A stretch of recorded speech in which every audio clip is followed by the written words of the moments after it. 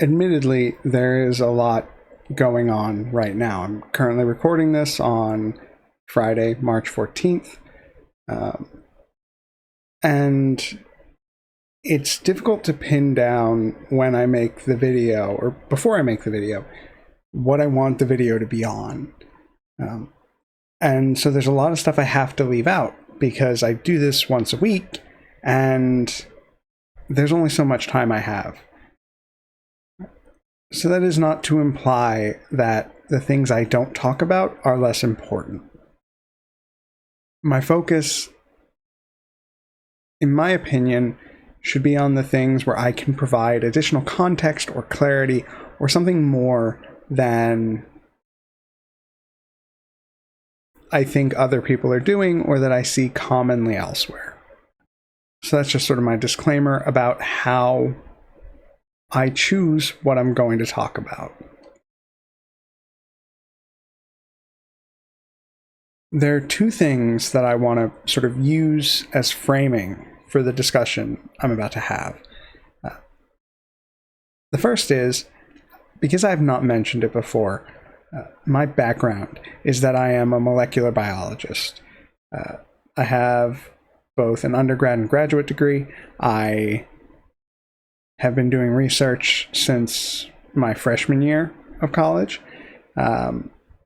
And I did that in DNA repair. After I got my graduate degree, I went and I worked in food safety testing.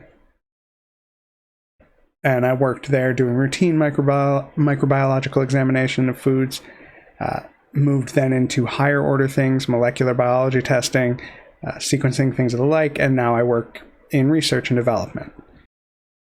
All of that to say that when I'm talking about science, I'm talking about a thing I understand. And it can be difficult for people to understand science because there's a lot of context behind it. And it's important that that gets communicated because as scientists, we have routinely failed to adequately communicate our research, our progress, our views, and we've instead let this sort of be carried by the news, which does a poor job. So that's the first thing I wanted to say. The second is that when I talk about the thing I'm about to talk about, it's really, really, really important that things are put into context. Because what we see increasingly is that things are made to seem similar to something else when they are not. And this is used as an attempt to normalize a thing that is occurring. By saying that, oh, this happened elsewhere or at a different time by a different person on the other side of the aisle. And so the thing I'm doing is just like that thing. And because it is, what I'm doing is normal. And I'll give you an example of this. So if I take a left at a stop sign, I stop at a four-way stop, it's all clear, I take a left. There's nothing wrong with that. That's what's supposed to happen. Someone else comes along, they get to the four-way stop, they don't stop, they don't check, take a left, hit another car. And then, when you bring up the time they got in that accident, they say to you, you take a left at that stop sign all the time. So aren't you just as bad as I am? And that's the way they frame things. You take context away, you strip context and detail and nuance away from a set of facts so that at their base level, two dissimilar things look the same. And it's remarkably effective because detail and context and nuance are anathema to propaganda and lies. And so what I'm going to talk about is a specific way we see that. So first, just an update of a couple of things that I think really haven't made their way into the news cycle or the national consciousness because they tend to be a little bit more niche, but they are important. So we'll start with USDA.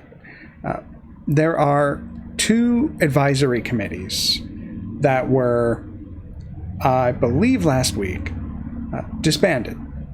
These advisory committees are NACMCF, so that's the National Advisory Committee on Microbial Criteria for Foods, and NACMPI, which is the National Advisory Committee on Meat and Poultry Inspection. So what these committees are volunteer organizations. They are not directly taxpayer funded, but they serve as a place for professionals in food safety or food inspection to meet and discuss trends that they are seeing, to understand gaps in our current testing, to figure out what might be on the horizon and what we're sort of failing to do that we could do better. And these groups incorporate academics, federal government employees, state governments, industry, a very broad grab bag of people who understand the food industry in terms of food safety and who serve on these volunteer committees in order to make our food safer.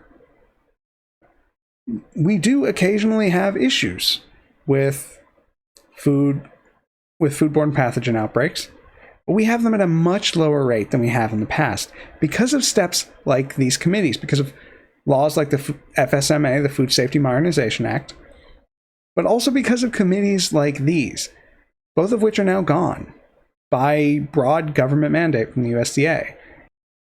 All they served to do was try and make us safer, and they're gone. And you probably haven't heard about them. And you almost certainly haven't heard that they're gone now. But it's a problem. Without this sort of push, without these committees, we're going to start finding more broad issues in our food safety. These things won't get caught as quickly. And that's not good. That's not good for you. That's not good for me. It's not good for industry. This was just slashed because science is a dirty word to this administration. During Trump's joint address to Congress, he mentioned $8 million to turn mice transgender. Now, there's some debate about whether or not he meant transgenic. I think you could be on either side of the issue and it wouldn't really matter. My personal opinion is that the two words got confused, but then they found stuff to sort of argue it in a mealy-mouthed way after the fact.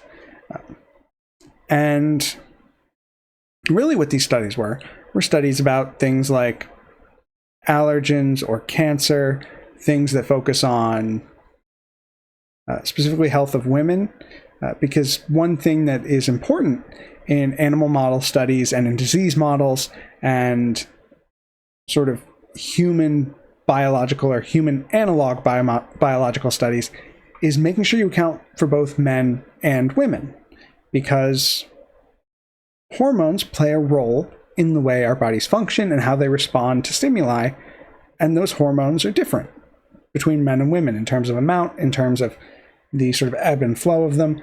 They're different.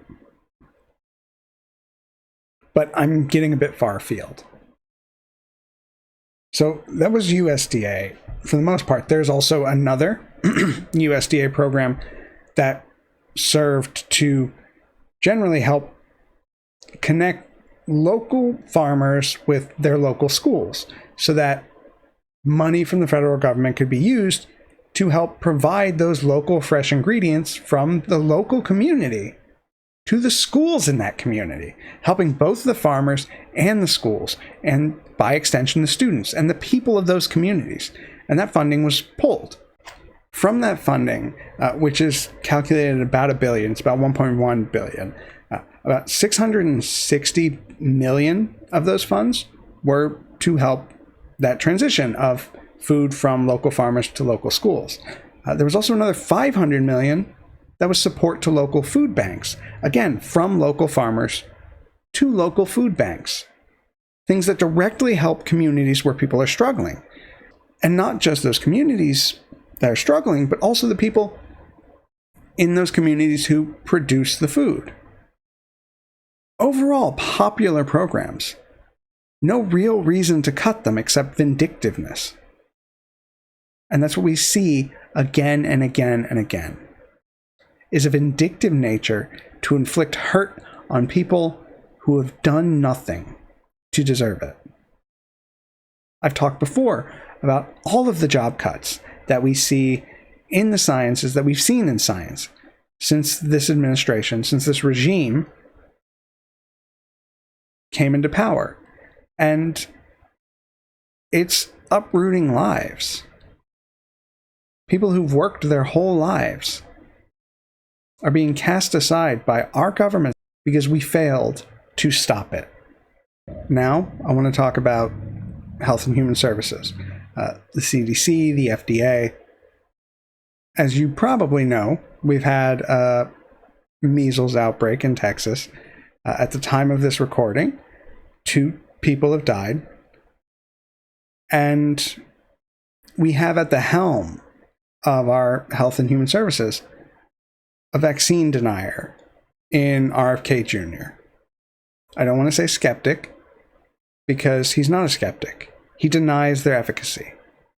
He does his boilerplate bullshit op-ed about how vaccines are good, but then tacks on the rider that people should make their own choices, ignoring the effect of herd immunity on vaccines, whereby you protect the most vulnerable people in your community, people who can't get vaccinated because they're already immunocompromised.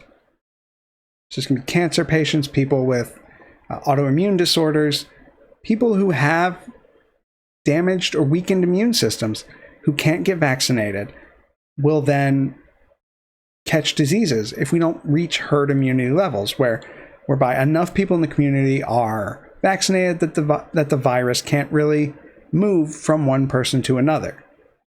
So it has no way to move through, so less people get sick. Back in 2021, RFK wrote a book called The Measles Book, which is full of bullshit vaccine claims, which is full of science denial, which is full of lies. And he'll couch it in misinterpretation of studies, flawed studies. He'll couch it in anything he can to try and vindicate his position.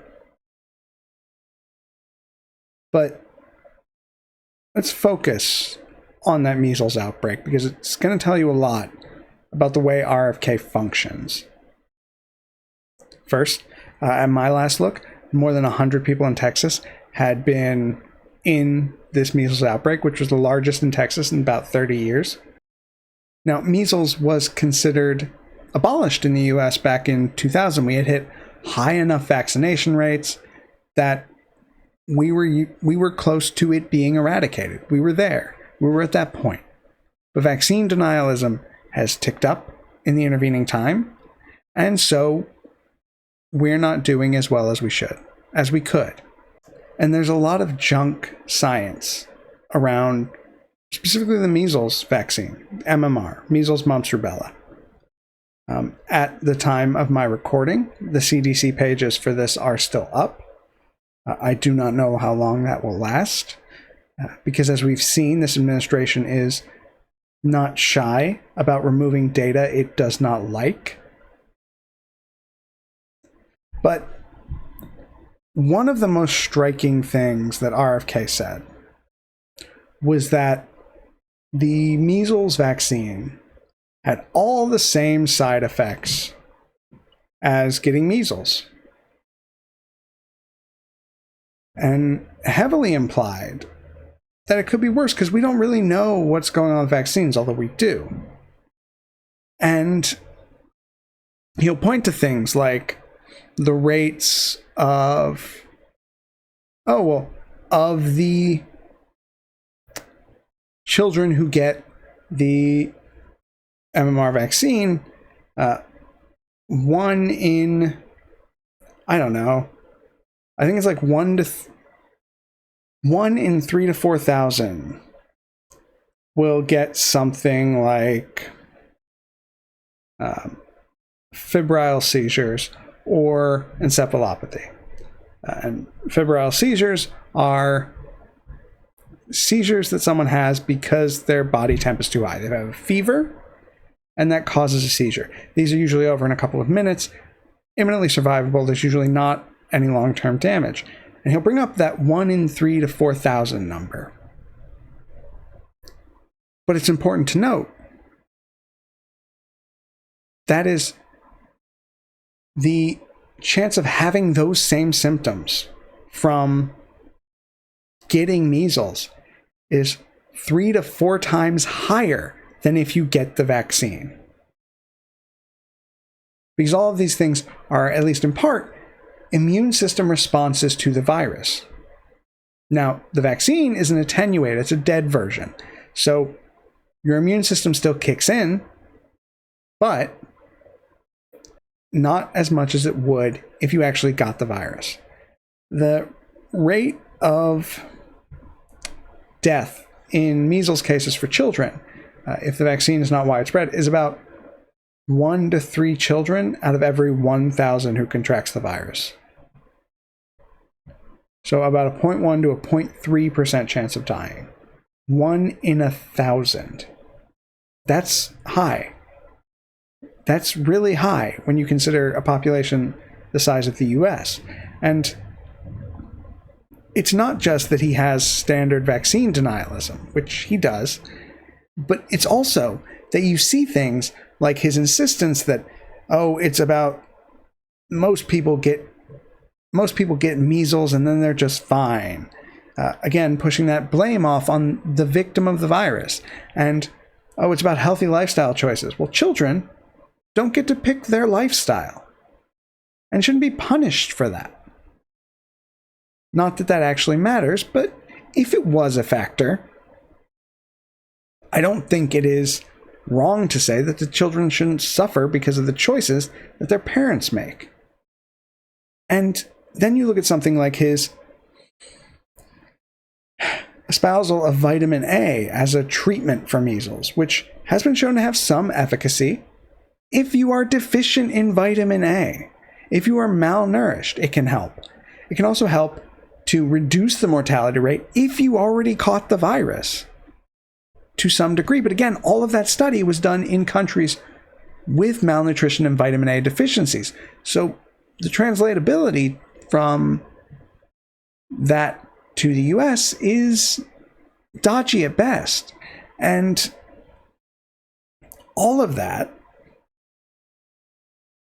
is just the same huckster bullshit. It's stuff that will kill people, that will get people killed, that has gotten people killed. At the time of recording, 2 deaths. At least one of those was a young child, about 6 years old. Died because of this misinformation, because people can't trust the government about vaccines. So instead, they trust people who have a profit motive in it. They trust people selling you vaccine detox or onesies for your child. And it's so sad because, again, those children, the people most affected by this, don't get a say. They live with the consequences that their parents dole out for them. And it's terrible to watch. But it's not just that RFK is opposed to the MMR vaccine. It's the general idea of vaccines. Now let's give you some examples. Let's give you some concrete examples. He has been on record as saying that if we vaccinate poultry against the avian flu, it'll turn them into mutation factories because the virus will get in there. He claims it's because of a leaky vaccine, which we don't have, a vaccine that was less effective, that the virus would mutate a lot. Not true. Viruses mutate through spread. If you stop the spread, they don't mutate. Vaccines do the opposite of the thing he says they do. But he's so addled that he doesn't understand that, or he doesn't want to understand it. Again, the man's not a scientist. He doesn't do science. He's a lawyer who probably got into law school based on his name alone. So that's one thing about how he doesn't like vaccines, but there's a lot. So let's talk about some of the other components, some of the other things that he's done that are detrimental to vaccines and to the health of the American people that he is directly involved in doing. So first, the Vaccine Advisory Panel. This is a panel that meets to discuss which flu vaccine sort of mix we're going to use for the next year. So you can't know now what the strains will be next year, but you can use data to try and figure that out. And that's what these committees do. They get together, they huddle up, and they say, okay, what do we think it's going to be? Here's what the data says. This is the recommendation we'll make to the pharma companies to put this in the mix for next year. He nixed it. So that's not happening. So now we're going to have to figure out how that works next year. Maybe it comes back, maybe it doesn't, but the delay is not helpful. And that's if it comes back. And it's not just that he's saying, oh, you don't have to get a vaccine. That is actively stopping you from getting a more effective vaccine. He is making it worse so that they will not work as well. So that when they don't work as well, people lose more faith in them. Because when you get the flu vaccine and you still get the flu, that doesn't give you a lot of confidence. And that's what he wants. Now,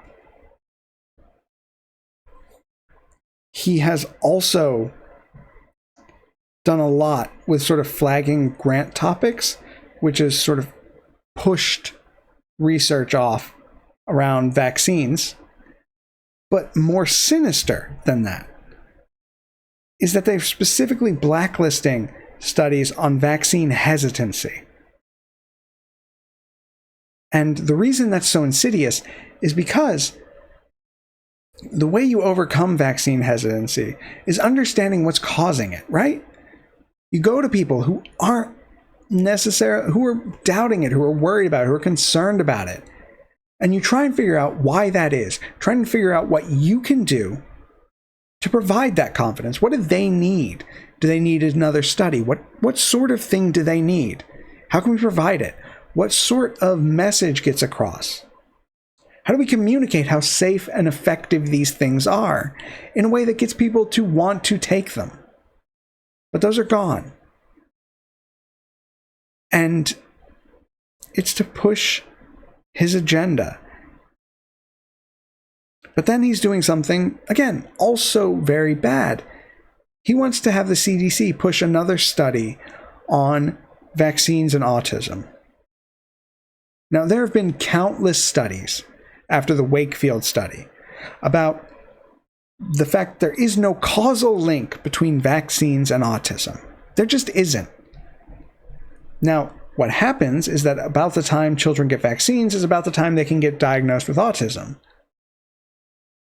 Those two things happen in the same general time span, but they are not related. There's no data that shows they are. Through multiple studies, so many studies, truly a staggering amount of studies. And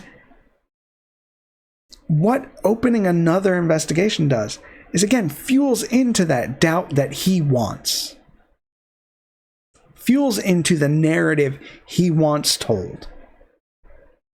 And because of that, it's a dark time to be in science, especially if you care about public health. The impetus now is on all of us to make sure that we're educated and informed and that we understand what's happening and that we can communicate it. And I know that's not easy, especially if you're not a scientist. But if you're watching this, you know at least one. Ask for help. Hell, this video is lined with sources about these issues. Everything I talk about, I have sources for. Always in the comments, always timestamped. We have to help because the help is not going to come from above us. I will tell you right now, the people I know in government science jobs are scared. The ones who are still there, their livelihoods are on the line. Their life's work is on the line. Everything they've worked for is on the line. And they're not sure how to resist either. And that's difficult. I'll tell you, just last week, I've got a session planned for a conference I'm going to in July. And one of my speakers was from the FDA. Had a great topic, great research she was going to communicate. But she had to bow out because they don't have access to travel funds, and she doesn't think that they will in time for that. Which means the knowledge she would have shared will now not be shared. And that's what this is about. The sort of bullshit ignorance that they thrive on only exists in a vacuum where fact cannot penetrate, where there is no knowledge and no expertise except that which they say is right. Except people who've never read a scientific paper misinterpreting something, except them blatantly lying, except people who have a profit motive, fabricating data so that they can sort of get their point across.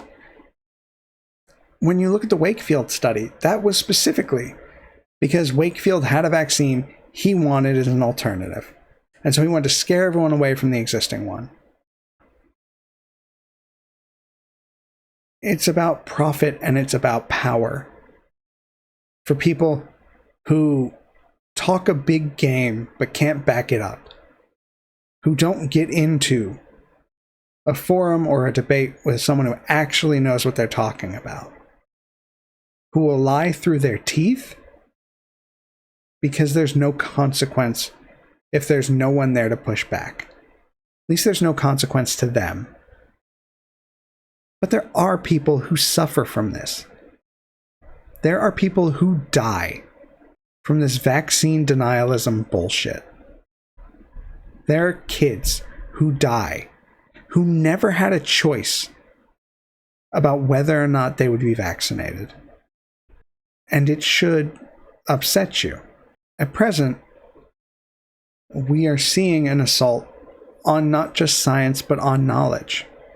Colleges are getting defunded, and people are scared. And at times it feels like our leadership on the left is not doing what it needs to do, is not doing what it's supposed to do, is not even trying to rally a resistance. You have people who are trying. You have Pritzker, you have Tim Walz, you have AOC and Jasmine Crockett, and you've got Chris Murphy, and you've got people who are trying to make a difference, but they're drowned out in a sea of people who are useless and who are feckless and who are cowards or who are not ready for the moment. And for me, at the start of all of this, there was a sense that we would be in this fight, but we would be in it with people in some sort of power. That we would hold up our end. We would speak out. We would make calls, we would protest, we would donate. And then our leaders and the people we elect to be in Washington would have our backs. But I think the events of yesterday and today say it won't be that simple. That it might just be that we have to be the driving force, or we at least have to pick who should be driving better. Help is not coming from above. It's going to have to come from us to the people around us. And it means we have to work together. We have to understand that all of this, there's so much of it that it can overwhelm. But there are so many of us that we can overwhelm too. Like I said, you don't have to know everything that's going on, but you should pick a thing and you should know that. And within your group of friends, within your support network, your coworkers, your family, whoever you are lucky enough to be able to rely on, to be able to say, hey, don't you worry about this part. I've got this part. So you don't have to focus on that. Know that I'll help keep you informed. I think there is hope even in dark times, but only so long as we hold on to it. And when things seem like they are difficult, we have to find strength in each other. And so, if you're watching this and I don't know you,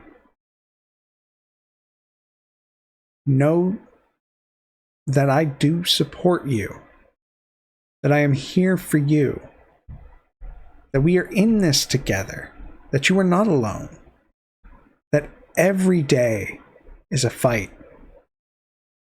But the fact that it's a fight means that we can still win. We cannot let our country fall to ignorance and malice.